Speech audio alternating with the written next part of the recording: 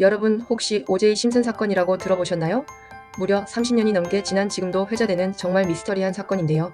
때는 1994년 6월 12일. 당시 미국을 넘어 전 세계 사람들의 마음을 쿵 하고 뛰게 했던 미식축구 영웅 오제이 심슨에게 충격적인 일이 벌어집니다.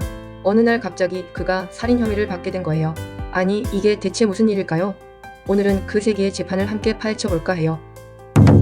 모두의 영웅 오제이 심슨은 누구?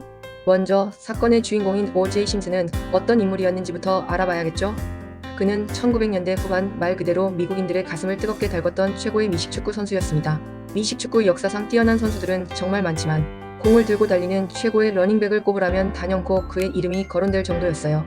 은퇴하자마자 바로 명예의 전당에 입성할 만큼 정말 대단한 활약을 보여줬답니다.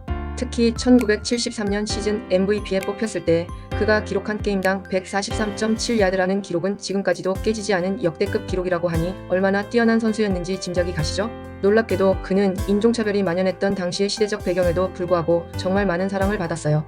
영화를 찍거나 버라이어티 쇼에도 출연할 만큼 운동뿐 아니라 다방면으로 재능이 많은 사람이었답니다.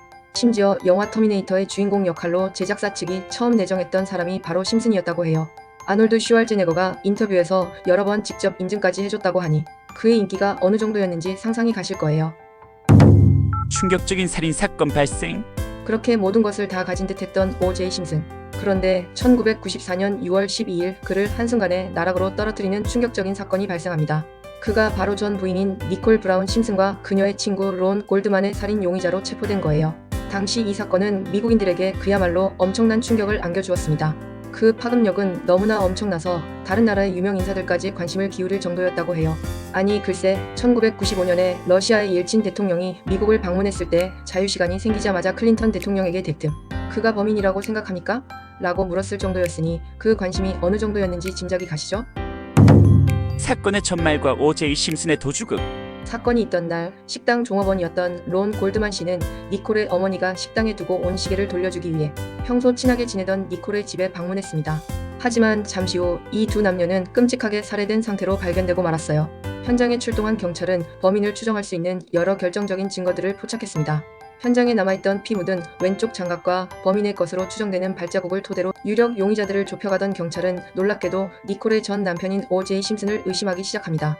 범인은 가라테 유단자였던 론과 무려 15분가량 사투를 벌였기 때문에 분명 상처를 입었을 텐데요. 놀랍게도 심슨의 왼손에 상처가 선명하게 남아 있었던 거예요. 아니 이게 우연일까요? 사건 발생 5일 뒤인 6월 17일 오제이 심슨은 경찰을 피해 도주를 시작합니다. 당시 여러 언론들은 체포당하는 심슨의 모습을 마치 경마나 레이싱을 중계하듯이 적나라하게 생방송으로 내보냈어요. 그의 도주극은 심지어 NBA 파이널 생중계가 중단되고 방송될 만큼 대단했습니다. 무려 슈퍼볼을 제치고 그의 최고 시청률을 달성했다는 이야기도 전해질 정도였죠. 결국 그는 체포되었고 많은 이들이 그가 범행을 저지르고 도주를 했다고 확신하게 됩니다. 검찰의 결정적 증거와 심슨의 드림팀. 검찰은 오제이 심슨이 범인이라고 확신했고 재판에서 여러 가지 증거들을 가지고 나와 그를 맹렬히 몰아붙였습니다. 검찰이 제시한 결정적인 증거들은 다음과 같아요. 사건 현장에서 발견된 왼쪽 장갑에서 심슨, 니콜, 론의 DNA가 모두 검출되었고요. 심슨의 집에서는 놀랍게도 오른쪽 장갑이 발견되었습니다. 심슨의 양말에 묻은 혈액에서는 니콜의 DNA가 검출됐고요. 론의 셔츠에서는 아프로게 머리카락이 발견됐는데 심슨이 아프로게였다는 거죠. 현장에 있던 발자국의 사이즈가 심슨의 발 사이즈와 정확히 일치했습니다. 그리고 니콜은 과거 심슨을 폭행으로 고발한 적도 있었죠. 그 밖에도 검찰은 사건 현장에서 도주하는 심슨처럼 보이는 인물을 봤다는 목격자까지 대동하며 그가 사건의 범인이라고 굳게 주장했습니다. 이대로라면 재판은 심슨에게 아주 불리하게 흘러갈 것만 같았어요. 하지만 심슨에게는 비장의 카드가 있었습니다.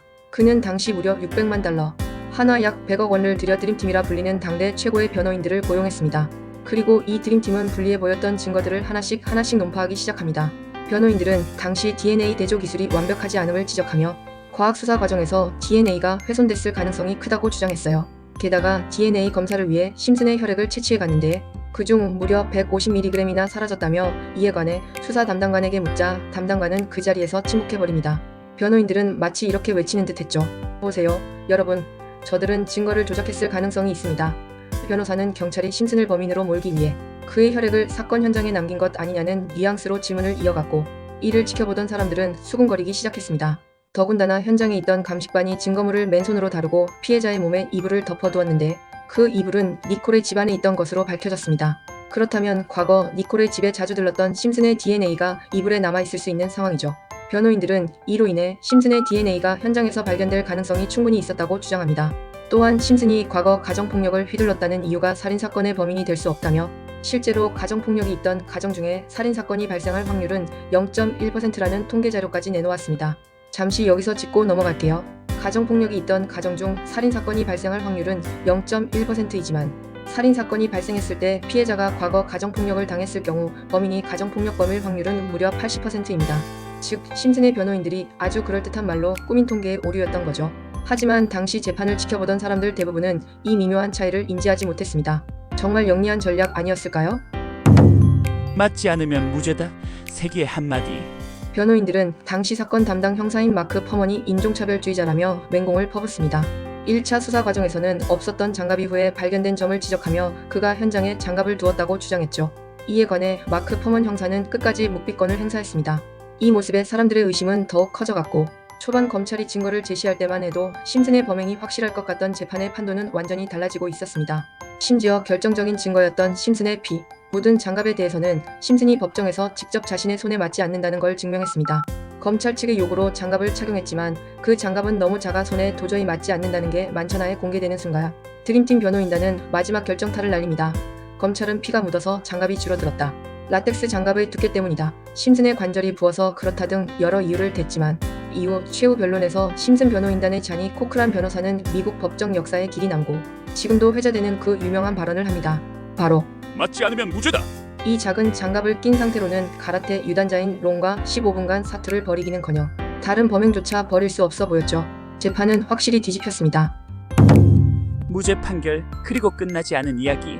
변호인들의 인종차별적인 요소가 재판을 어지럽히고 있다는 강력한 여론몰이로 인해 배심원단마저 바뀌는 등 재판은 복잡해졌습니다. 그리고 마침내 1995년 10월 3일 O.J. 심슨은 충격적인 무죄 판결을 얻어냅니다. 정말 많은 사람들이 놀라움을 금치 못했죠. 하지만 이야기는 여기서 끝이 아닙니다. 어떤 이들은 진범이 O.J. 심슨의 아들이라고 주장하기도 했어요. 정확한 물증은 없지만 심슨 본인이 자신이 범인이 아니라고 주장하면서도 다른 이를 지목하지 않고 입을 다물고 있는 이유가 범인이 다름 아닌 자기 아들이기 때문이라고 많은 프로파일러들이 이야기하고 있습니다. 정말 소름 돋는 이야기죠? 심슨은 무죄 방면 후 책까지 출판하며 다시 행복한 삶을 찾을 것 같았습니다. 하지만 1997년 니콜의 유가족들이 심슨을 상대로 민사소송을 냈고 그는 결국 패소하며 무려 3,350만 달러 하나가치 대략 550억 원을 유가족에게 지급하라는 명령을 받습니다. 형사소송에서는 그가 범인이라는 증거가 불충분하여 무죄를 받았지만 민사소송에서는 그가 범인일 가능성이 높다는 내용의 배심원 판결을 받으며 패소한 거예요. 당시 민사소송 배심원단은 백인으로만 이루어져 있었다고 합니다. 이뿐만이 아닙니다. 그는 2007년 어처구니없게도 강도질을 하다 체포되며 33년형을 선고받았고 2017년 10월 2일에야 가석방되어 출소했습니다. 이러한 이유들로 인해 지금도 상당수의 사람들은 여전히 O.J. 심슨이 범인일 것이라고 의심하고 있답니다. 끝나지 않은 미제 사건. O.J. 심슨 사건은 아직까지도 진범이 명확하게 밝혀지지 않은 미제 사건으로 남아있습니다. 심슨 본인과 어쩌면 그의 아들만이 범인이 누구인지 알고 있을지도 모르죠. 이 사건은 여러 가지 의미를 남겼지만 최소한 경찰의 초기 증거 확보 과정에서의 미숙함, 그리고 배심원이 유무죄를 가리는 미국의 형사법 제도 등이 모두 복합적으로 영향을 미친 결과 거의 영구적으로 미제 사건으로 남게 되었다는 점은 분명해 보입니다. 한때는 모두에게 인정받던 유명인이자 영웅이었던 O.J. 심슨. 희대의 재판을 벌이며 무죄로 풀려나 언론의 이목을 받던 그는 말년에 결국 죄를 저지르며 과거의 영광에서 쓸쓸하게 벗어나고 말았습니다. O.J. 심슨 사건 어떠셨나요? 정말 영화 같은 이야기죠? 여러분은 이 사건의 진실이 무엇이라고 생각하시나요? 댓글로 자유롭게 여러분의 의견을 남겨주세요. 오늘 영상이 흥미로우셨다면 좋아요와 구독, 알림 설정 잊지 마세요. 다음에도 더 흥미로운 역사 속 이야기를 들고 찾아올게요.